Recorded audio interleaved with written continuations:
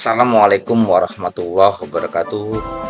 Pada kesempatan ini, izinkanlah saya untuk memaparkan aksi nyata pemahaman Merdeka Belajar. Perkenalkan, nama saya Henry Hendrawan. Saya bertugas di SDN Pegadungan 13 Pagi, Kecamatan Kalideres, Kota Administrasi Jakarta Barat. Topik pertama yaitu pemahaman dan gagasan prinsip pendidikan berdasarkan Ki Hajar Dewantara. Ada 5 modul pelatihan mandiri belajar, yaitu mengenali dan memahami diri sebagai pendidik, mendidik dan mengajar, mendampingi murid dengan utuh dan menyeluruh, mendidik dan melatih kecerdasan budi pekerti, pendidikan yang mengantarkan keselamatan dan kebahagiaan. Baiklah, mari kita mulai dari yang pertama, yaitu mengenali dan memahami diri sebagai pendidik. Di sini kita merefleksikan diri dan peran sebagai pendidik dan memproyeksikan diri menjadi guru seperti apa di masa depan. Dalam proses ini kita mengenal 3 bagian, mengenali diri dan peran seperti apa saya. Mari kita lihat seperti apa yang disampaikan KHD. Manusia merdeka yaitu hidupnya bersandar pada kekuatan sendiri, baik lahir dan batin, tidak tergantung pada orang lain. Untuk mengenali karakteristik murid dan kebutuhannya, kita harus terlebih dahulu mengenali dan memahami kekuatan dan kelemahan kita sebagai pendidik. Belajar secara mandiri untuk terus mengembangkan potensi mengantarkan murid kita menjadi murid yang merdeka. Apa peran saya sebagai guru? Ki Hajar Dewantara mengatakan bahwa anak-anak hidup dan tumbuh sesuai dengan kodratnya sendiri. Pendidik hanya dapat merawat dan menuntun tumbuhnya kodrat itu. Guru sebagai penuntun, motivator, fasilitator, sekaligus penggerak ke arah transformasi pendidikan pada murid.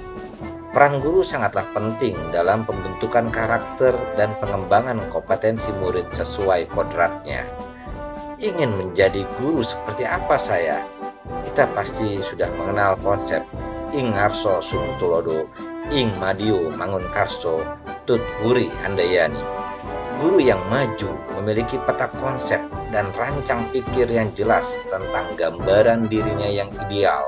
Ketika kita memahami kekuatan dan kelemahan kita, maka kita tahu apa yang bisa dioptimalkan dari peran kita sebagai guru bagi murid-murid kita. Inilah hakikat guru yang mampu memerdekakan murid. Mendidik dan mengajar di sini ada 3 bagian, yaitu mendidik menyeluruh, pendidikan selama 1 abad, menjadi manusia secara utuh. Pendidikan menurut Ki Hajar Dewantara menuntun segala kodrat yang ada pada murid agar tercapai kebahagiaan dan keselamatan sebagai manusia ataupun sebagai anggota masyarakat. Sedangkan mengajar yaitu sebuah proses pendidikan dalam memberi ilmu untuk kecakapan hidup anak secara lahir dan batin. Mendampingi murid dengan utuh dan menyeluruh. Ada 2 ayat yang akan kita pelajari, yaitu yang pertama kodrat murid dan yang kedua asas trikon.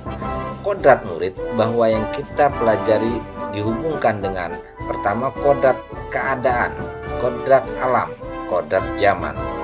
Adapun trikon adalah pendidikan adalah suatu proses yang tidak diam. Ia harus terus berubah dan berkembang sesuai dengan kondisi zaman dan juga kondisi peserta didik. Mendidik dan melatih kecerdasan budi pekerti.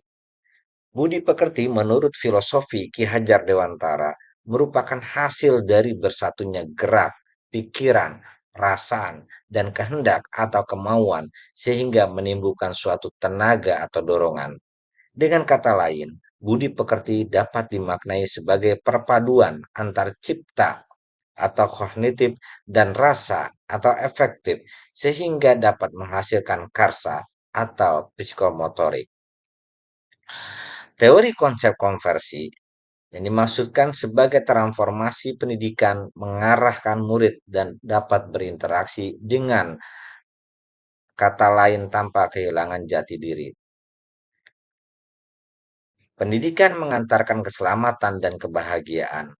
Tujuan dari seluruh pendidik yaitu keselamatan dan kebahagiaan murid hanya dapat dipenuhi dengan memahami peran guru melalui sistem AMONG.